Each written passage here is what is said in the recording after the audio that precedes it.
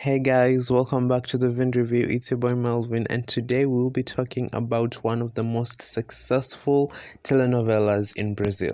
But before we get into the video, please, you guys, I'm asking you to please subscribe to the channel for more content, and let's get into it. So, Avenida Brasil is a Brazilian primetime telenovela created by João Emanuel Carneiro. It premiered on the 26th of March in 2012 and it ended on the 19th of October in 2012. Okay, so let's get into the plot real quick. So the plot follows the dramatic story of Rita, a sweet young girl whose life gets disrupted after her father marries the gold-digging Carminha. When Rita's father dies accidentally at the hands of Tufao due to Carminha's scheme, Carminha and her lover Max send the child to a landfill so she doesn't stand in their way.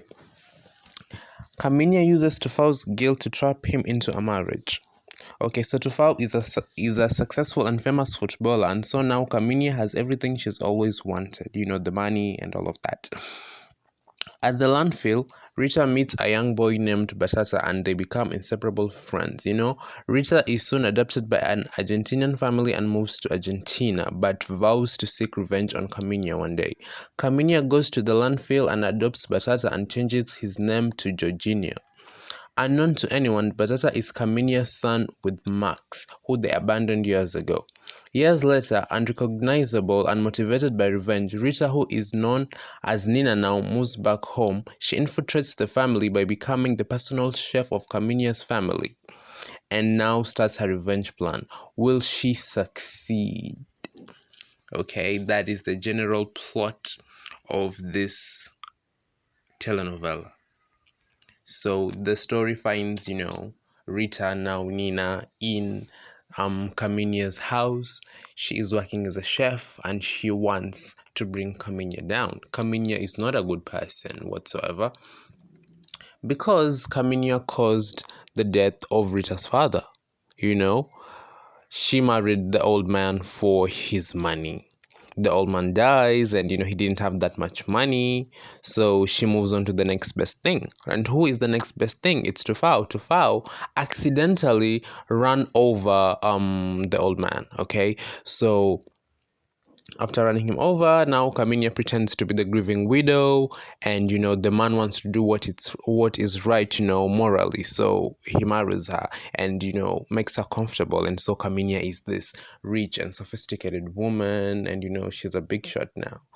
She's this person that all of society looks up to, young women and all of that.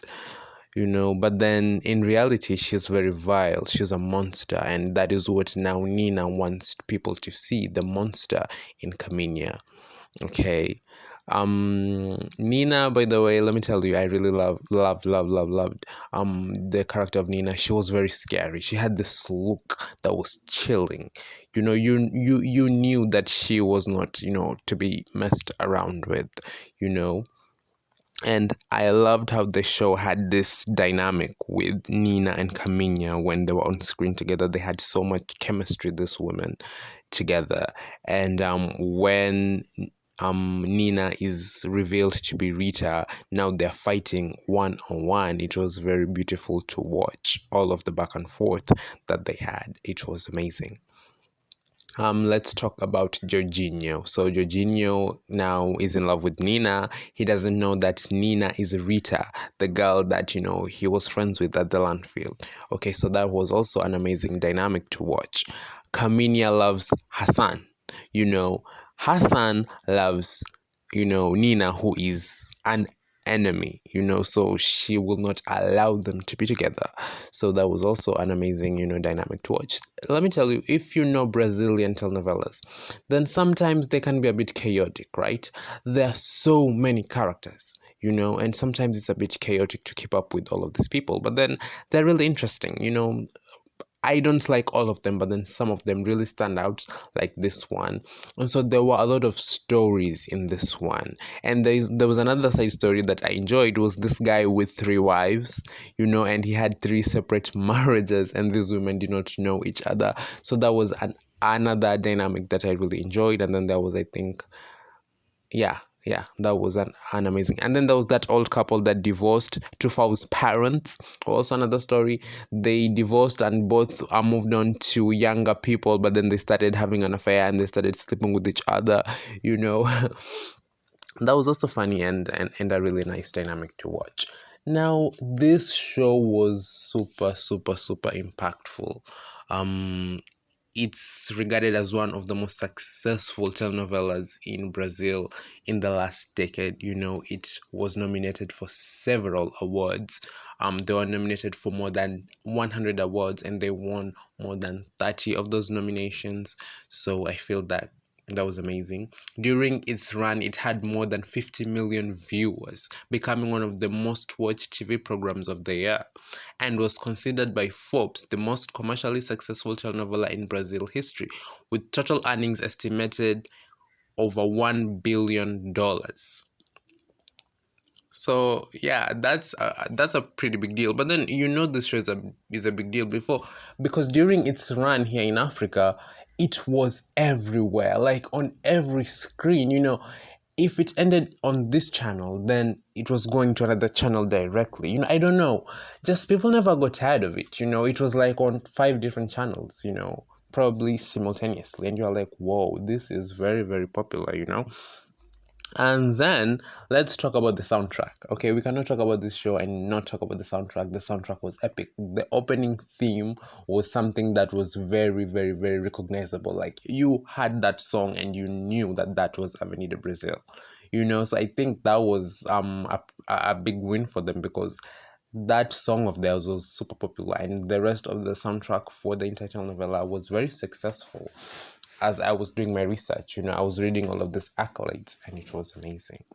And apparently, on the day that the finale aired in Brazil, the streets of major cities were deserted. Everyone rushed home to go and watch the final episode of Avenida Brasil. So that should tell you how impactful this show really was.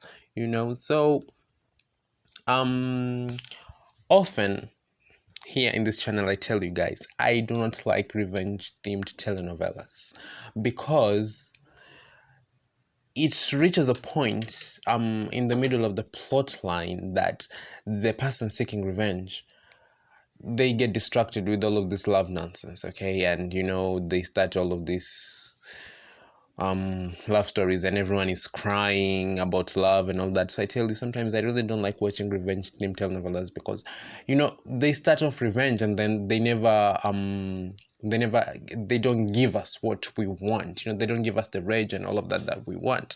So sometimes that's why I tell you guys, I don't like revenge themed dramas. But then this one, Rita gets her revenge. She gets her revenge. She makes Camilla bow down to her, and she shows Camilla who she truly is.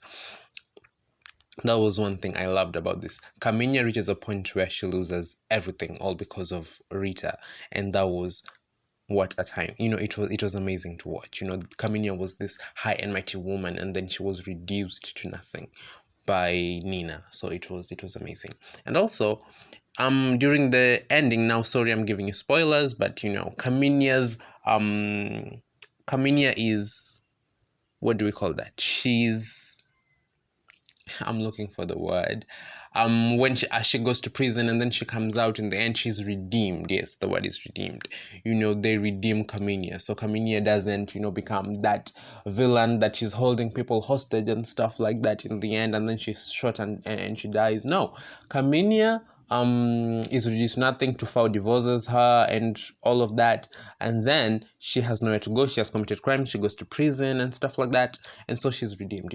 She now has to go back and live in the landfill with her mother, and she has to start from scratch. So that is how she's redeemed. She loses everything that was important to her son. She loses all of these material possessions that she really liked, and all of these expensive things that she wanted, and all of that she loses, and then she has to go back to you know to the ground level to begin again. That was epic.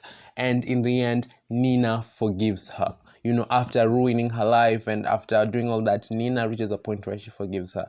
And now they they move forward. So it was an amazing message in the end. Anyway, tell me if you watched this telenovela, what you loved about it, and I will see you guys later. Bye.